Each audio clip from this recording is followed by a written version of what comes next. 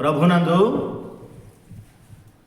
ప్రియ సహోదరి సహోదరులారా, ప్రభు యేసుక్రీస్తు వారి పరిశుద్ధమైన నామములో మీ అందరికీ శుభాభివందనాలు తెలియజేస్తున్నాను.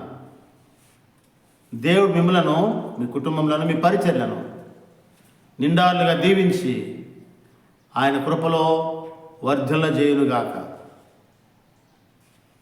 ప్రియులారా, గడిచినటువంటి కార్యక్రమములలో, గడిచినటువంటి ఎపిసోడ్లలో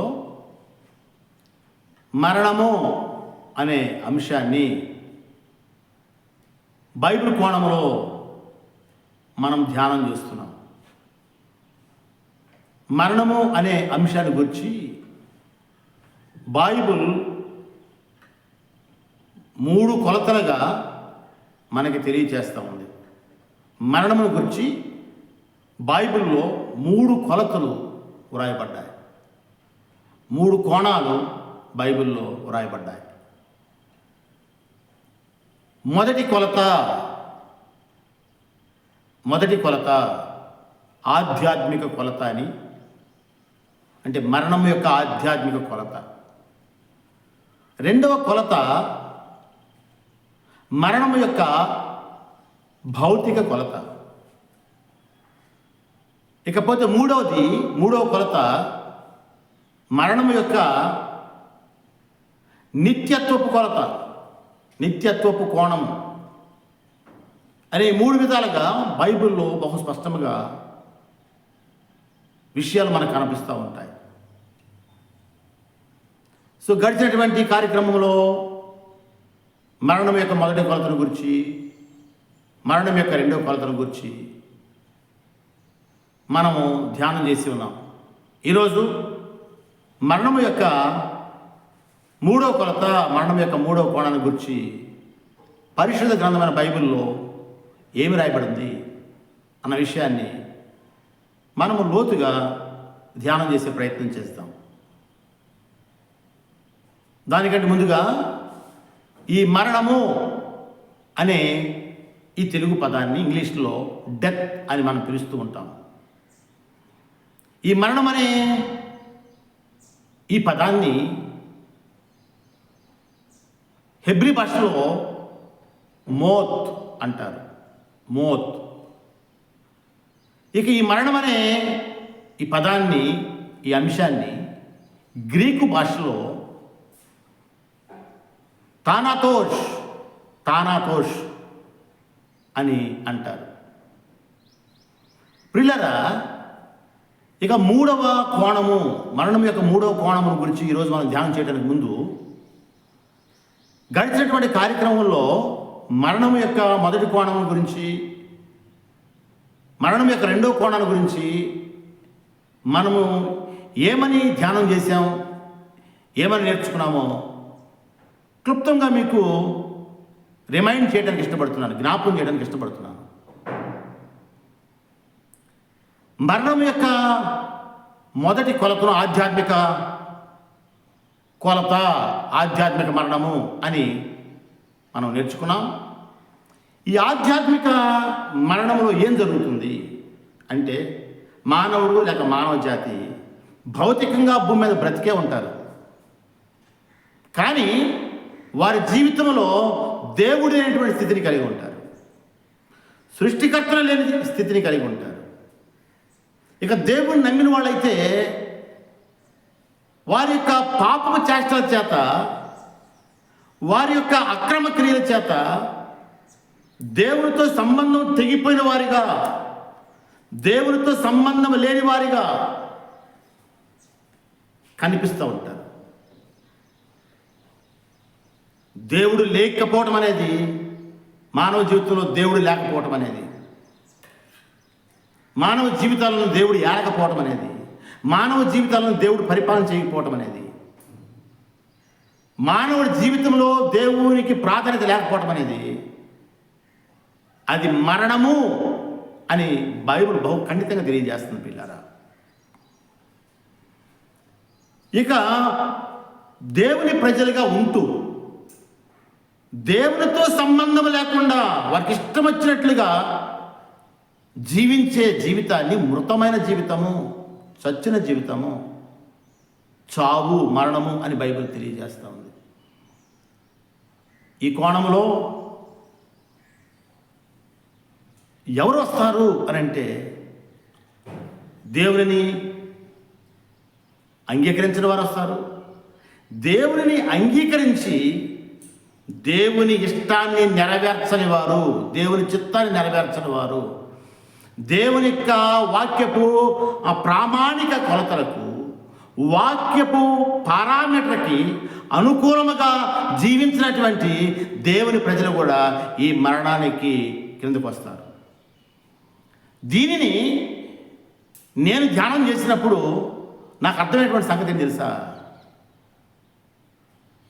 బైబిల్లో రెండవ మరణము అని మనకి ఆ మాట చాలా చోట్ల మనకు కనిపిస్తూ ఉంటుంది. కానీ మొదటి మరణం అనే మాట బైబిల్లో రాయబడలేదు. కానీ రెండవ మరణము అనే మాట బైబిల్లో బహు స్పష్టంగా అనేక చోట్ల రాయబడింది. రెండవ మరణము ఉంది అని బైబిల్ చెప్తున్నప్పుడు మొదటి మరణము కూడా ఉంది అని మనము గ్రహించాలి, అర్థం చేసుకోవాలి అని ఈ సమయంలో ప్రియులారా జ్ఞాపకం చేస్తున్నాను. రెండవ మరణము ఎంతో ప్రమాదకరమైంది అనే విషయాన్ని ఇంకా కొద్ది క్షణాల్లో మనం ధ్యానం చేయబోతున్నాం. ఇక మొదటి మరణము కూడా అంతే ప్రమాదకరమైంది అన్న విషయాన్ని ఈ సమయంలో మీకు తెలియచేయ నేను ఇష్టపడుతున్నాను. దేవుడు లేని స్థితి, దేవునితో సంబంధాలు తెగిపోయినటువంటి స్థితి మరణం. మరణం అంటేనే వేరు చేయబడుట అని చూచాం. దూరమైపోవుట, వేడనిపోవుట అన్న సంగతులు మనము గడిచినటువంటి కార్యక్రమాల్లో మనం చూచాం. అంటే మొదటి మరణము అంటే దేవునితో సంబంధం లేకుండా ఉండటం. భూలోకంలో భౌతికంగా మనిషి బ్రతికే ఉంటాడు, మానవ జాతి బ్రతికే ఉంటారు, కానీ దేవునితో సంబంధం లేనటువంటి వ్యక్తులుగా ఉంటారు. అది చావు, మరణము అని బైబిల్ బహు ఖండితంగా తెలియజేస్తాం. ఇంకా మరణం యొక్క రెండవ కోణం గురించి మనం ఏమని ధ్యానం చేసామంటే భౌతిక మరణం. భౌతిక మరణము అనేది ప్రియులారా మీరు గమనించండి, భౌతిక మరణము అనేది హెబ్రీయులకు రాసిన పత్రిక 9వ అధ్యాయము 27వ వచనం ప్రకారం, లేక 29వ వచనం ప్రకారంగా ఆ భౌతిక మరణాన్ని దేవుడే నియమించాడు అని రాయబడింది. మనుషులు ఒక్కసారే మృతి పొందవలని నియమించబడెను. ఆ తరువాత తీర్పు జరుగును అని బైబిల్ చెబుతా ఉంది. అంటే ఇది భౌతిక సంబంధమైన మరణాల గురించి హెబ్రీయులకు రాసిన పత్రిక 9వ అధ్యాయము 27వ వచనంలో ఆ చెప్పినటువంటి ఆ మాట ఏదైతే ఉందో అది భౌతిక మరణాన్ని గురించి రాయబడేటువంటి మాట. భౌతిక మరణాన్ని ప్రతి వారికి దేవుడే నియమించాడు. పుట్టిన ప్రతివాడు, భూలోకములో మనిషిగా పుట్టిన ప్రతివాడు భౌతికంగా మరణించాలి అని దేవుడే నియమించాడు. ఈ భౌతిక మరణం దేనికి? ఈ లోక యాత్రను ముగించి నిత్యత్వపు యాత్రను కొనసాగించడానికి, నిత్యత్వములోనికి ప్రవేశించడానికి. ఇకపోతే ఈ సందర్భంలో మనమందరం కూడా చాలా జాగ్రత్తగా గమనించాల్సినటువంటి విషయం ఏంటంటే మొదటి మరణం అనేది, రెండవ మరణం అనేది దేవుడు నియమించినవి కావు అని చెప్పదలుచుకున్నాను. అవి దేవుడు నియమించినవి కావు. భౌతిక మరణం అనగా బైబిల్ కోణంలో లేక బైబిల్లో మరణం యొక్క 3 కోణాల గురించి మనం ఆలోచన చేస్తున్నప్పుడు మొదటి మరణం అనే అంశాన్ని తెర మీద తీసుకొచ్చాం. ఈ మొదటి మరణము బైబిల్లో రాయబడినట్లుగా రెండవ మరణము అనేవి దేవుని ద్వారా కలిగినవి కావు. మొదటి మరణము మానవుడు దేవుని యొక్క ఇష్టాన్ని, దేవుని యొక్క మాటను దేవుడిని తిరస్కరించడం ద్వారా మనిషి సంపాదించుకున్నాడు. మొదటి మరణం అనేది, ఆధ్యాత్మిక మరణం అనేది, దేవుడి నుండి వేరు చేయబట్ట అనేది మనిషి కొని తెచ్చుకున్నాడు, మనిషి సంపాదించుకున్నాడు, దేవుడు నియమించింది కాదు అని మనం గమనించాలి. ఇక రెండో మరణం కూడా వాస్తవానికి బైబిల్ మనం గమనించినట్లయితే రెండవ మరణం అనేది మనుషుల కోసం కాదు. రెండవ మరణం అనేది దేవునికి శత్రువు, దేవుని ప్రజలకు శత్రువు అయినటువంటి అపవాది అనేవాడు బైబిల్లో కూడా ఉంటాడు. బైబిల్లో మనకు కనిపిస్తూ ఉంటాడు సాతానుగా, అబద్ధికుడిగా, అబద్ధములకు జనకుడిగా, శోధకుడిగా, దుష్టుడిగా, అపవాదిగా, ఇలాంటి పేర్లతో మనకు దర్శనమిస్తూ ఉంటాడు. వాడు దేవుని మీద తిరుగుబాటు చేయడం బట్టి రెండవ మరణం అనేది వాడు కొరకు వాడు సంపాదించుకున్నది. ఇది నేను చెప్తే ఒకసారి, మొదటి మరణమేమో మానవుడు సంపాదించుకున్నది, రెండవ మరణం అనేదేమో అపవాది సంపాదించుకున్నది. ఇక భౌతిక మరణం అనేది దేవుడే నియమించాడు అని బైబిల్లో బహు స్పష్టంగా తెలియజేస్తా ఉంది. కనుక నా ప్రియ సహోదరులారా, ఈ సమయంలో మనము గ్రహించాల్సింది ఏంటంటే, మొదటి మరణములో మానవునికి దేవునికి ఎడబాటు, భౌతిక మరణంలో ఈ లోకం నుండి, ఈ లోక బంధాల నుండి, ఈ లోక సంగతుల నుండి, ఈ లోక యాత్ర ప్రయాణం నుండి వేరు చేయబడి వెడలిపోయి నిత్యత్వంలోనికి ప్రవేశించడానికి నియమించబడిందే భౌతిక మరణం. ఇక ఈ సమయంలో రెండవ మరణాన్ని గురించి అనగా మరణం యొక్క మూడవ కోణం ఎటర్నల్ డెత్, నిత్యత్వపు మరణాన్ని గురించి ఈరోజు క్లుప్తంగా మనం ధ్యానం చేసే ప్రయత్నం చేస్తాం. ఆ అంశానికి సరిపోతగ్గ లేఖన భాగాలను మనము చదువుకునే ప్రయత్నం చేస్తాం. మొదటి భాగం, అపోస్తలుడైన పౌలు రోమీయులకు రాసిన పత్రిక 6వ అధ్యాయము 23వ వచనంలో ఈ విధంగా రాయబడింది.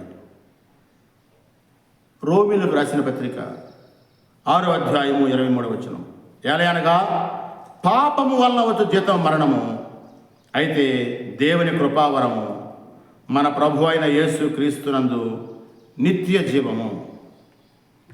మనము ధ్యానం చేయబోతున్నటువంటి అంశానికి సరిపోయే మరొక వాక్య భాగాన్ని నేను చదువుతున్నాను. ప్రకటన గ్రంథము 21వ అధ్యాయం, ప్రకటన గ్రంథము 21వ అధ్యాయము 8వ వచనాన్ని నేను చదువుతున్నాను.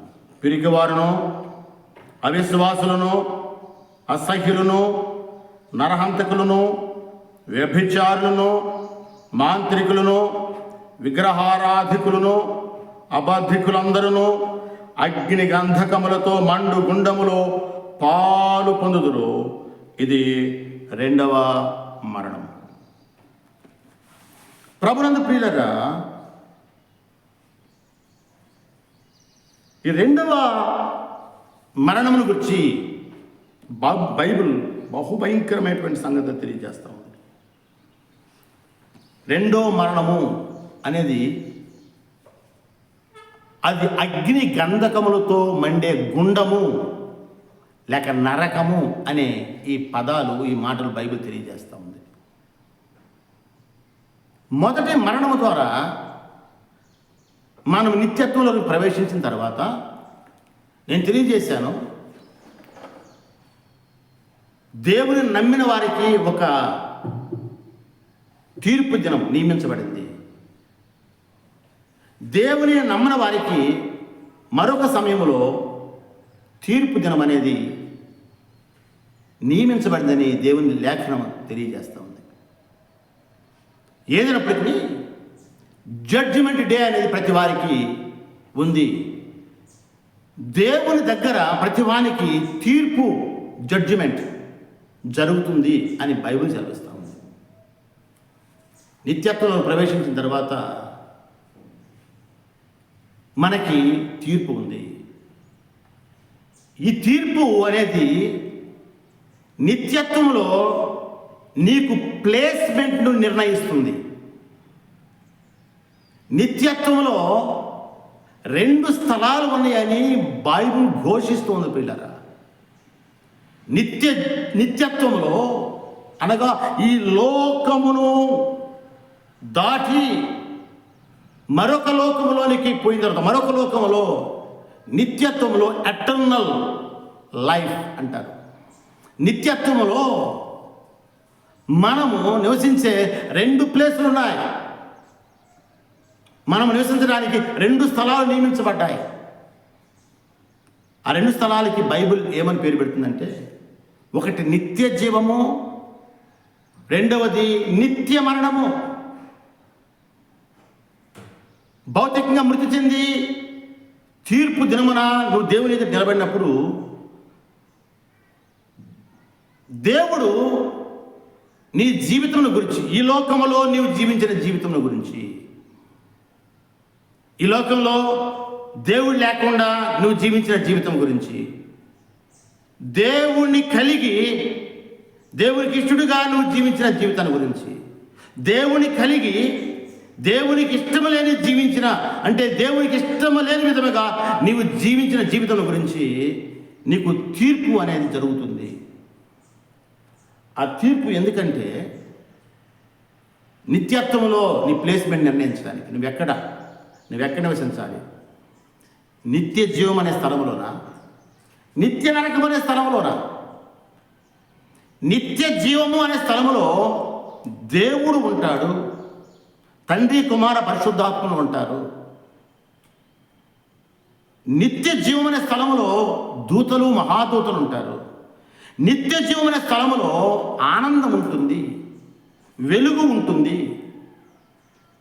సమాధానం ఉంటుంది, సమృద్ధి ఉంటుంది, దుఃఖము ఉండదు, రోగము ఉండదు, కన్నీరు ఉండదు, సమస్యలు ఉండవు, కొట్లాటలు ఉండవు. అక్కడ ఈ భూలోకంలో జరిగే దుష్టమైనటువంటి సంగతులు, దుష్ట సంగతులు ఆ నిత్య జీవంలో ఉండవు. దేవునితో ఆనందం. ఇక నిత్య మరణము అనే మరొక స్థలం ఉంది. ఆ నిత్య మరణానికి బైబిల్ పెట్టినటువంటి పేరు అగ్ని గంధకములతో మండే గుండము, దానినే నరకము, దానినే రెండవ మరణము అని బైబిల్ తెలియజేస్తుంది ప్రియులారా. ఆ రెండవ మరణంలో ఏముంది? అగ్ని ఉంది. ఆ రెండవ మరణానికి పోయినటువంటి వాడు, ఆ నిత్య నరకానికి పోయినటువంటి వాడు, ఆ నిత్య నాశనానికి పోయినటువంటి వాడు, ఆ నిత్యాగ్నికి ఆ పాలు పొందే, ఆ నిత్యాగ్నిలో పాలు పొందేవాడు అక్కడ చేసే 2 పనుల గురించి బైబిల్ చెప్తా ఉంది. ఏమని చెప్తా ఉంది? పళ్ళు కొరుకుతూ ఉంటాడు. రెండో పని ఏంటి? ఏడుస్తూ ఉంటాడు.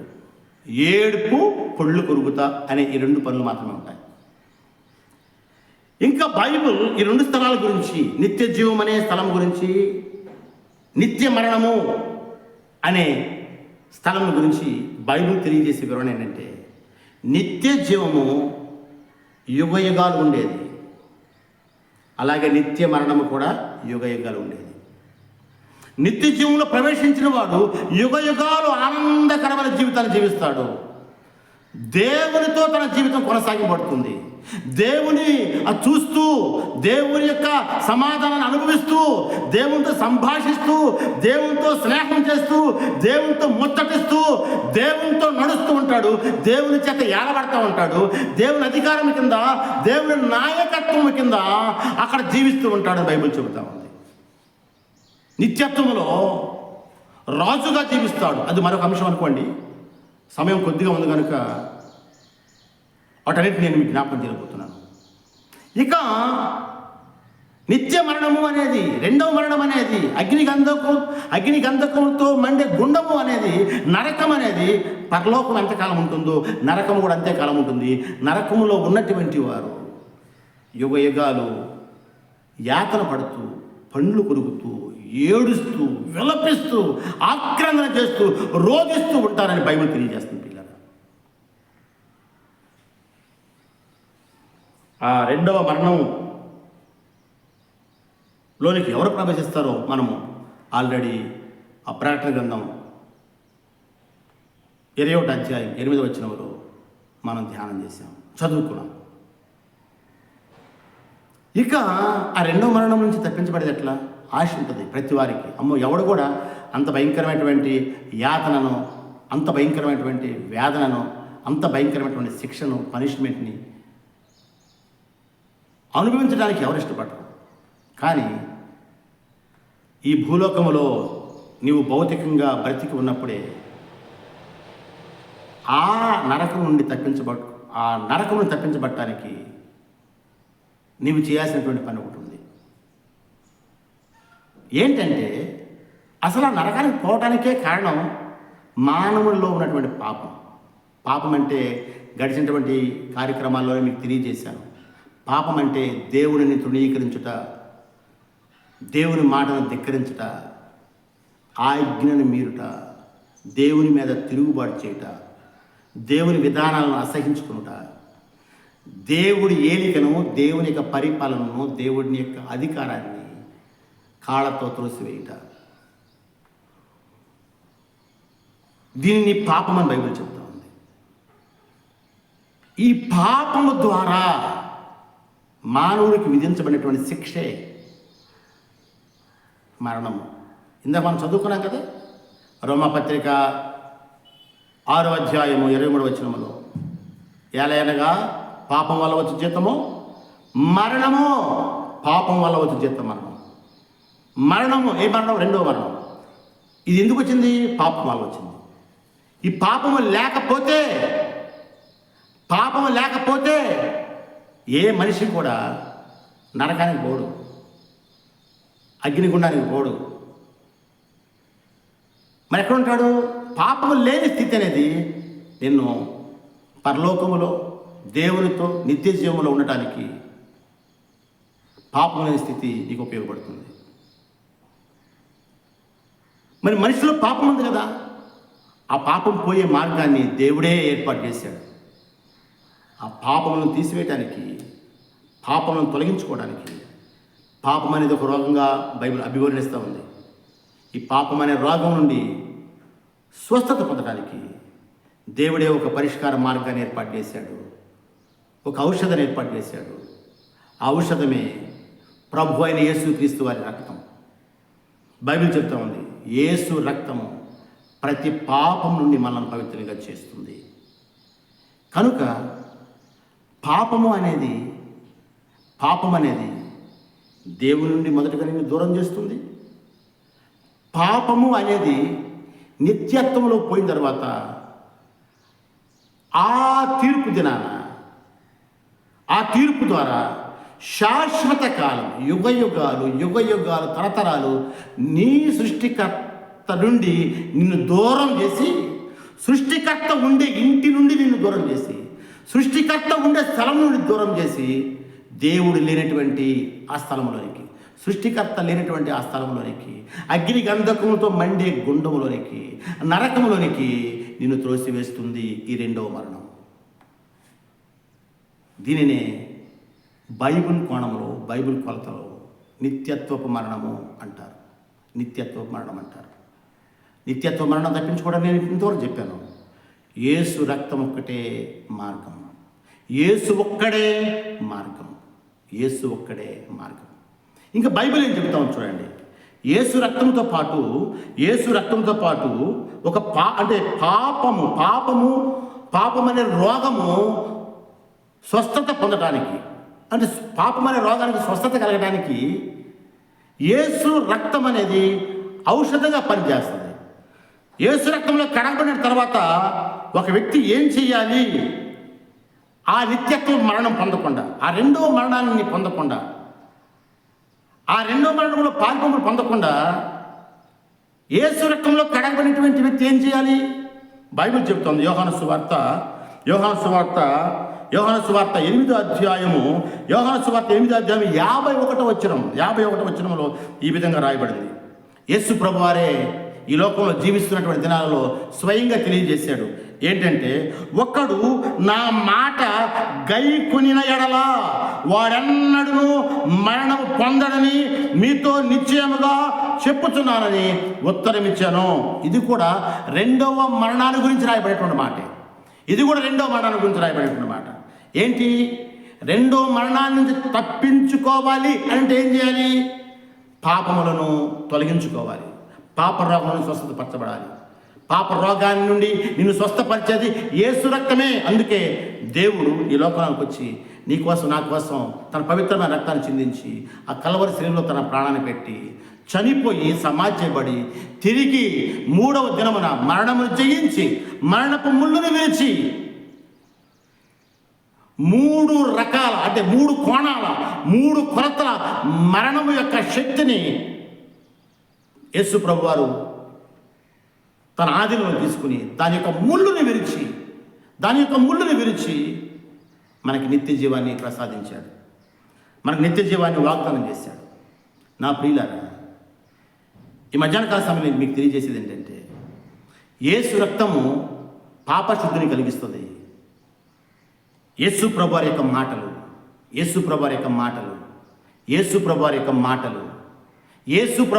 మాటలు నిత్య మరణాల నుంచి నిన్ను తప్పిస్తాయి. నిత్యత్వ మరణం నుంచి నేను తప్పిస్తాయి. రెండో మరణం నుంచి నేను తప్పిస్తాయి. యేసు ప్రభువారి మాటలు నిత్య జీవాన్ని నీకు ప్రసాదిస్తాయి. అందుకనే యోహాను సువార్త 4వ అధ్యాయము లేక 5వ అధ్యాయం 24వ వచనంలో 5వ అధ్యాయంలో యోహాను సువార్త 5:24 ఈ విధంగా రాయబడింది.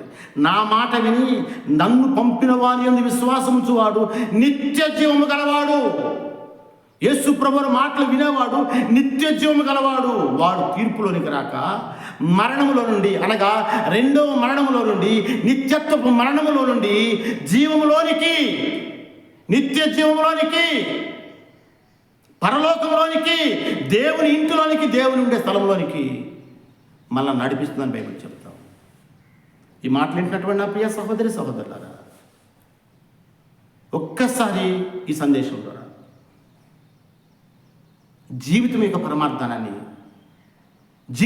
పరమార్థాన్ని నీవు గ్రహిస్తావని నేను ఆశపడుతున్నాను. నా ద్వారా దేవుడు తన ప్రేమను నీకు తెలియజేస్తూ ఉన్నాడు. నా ద్వారా దేవుడు తన మనసుని తెలియజేస్తూ ఉన్నాడు. నా ద్వారా దేవుడు తన వాక్యాన్ని నీకు తెలియజేస్తూ ఉన్నాడు. నా ద్వారా దేవుడు తన హృదయానికి తెలియజేస్తున్నాడు. ఏమని? ఇదిగో యుగయుగాలు యాతన పడే, అగ్నిగంధకముతో కాలే, పళ్ళు కొరికే, ఏడ్చే ఆ స్థలంలోనికి నువ్వు పోకూడదు.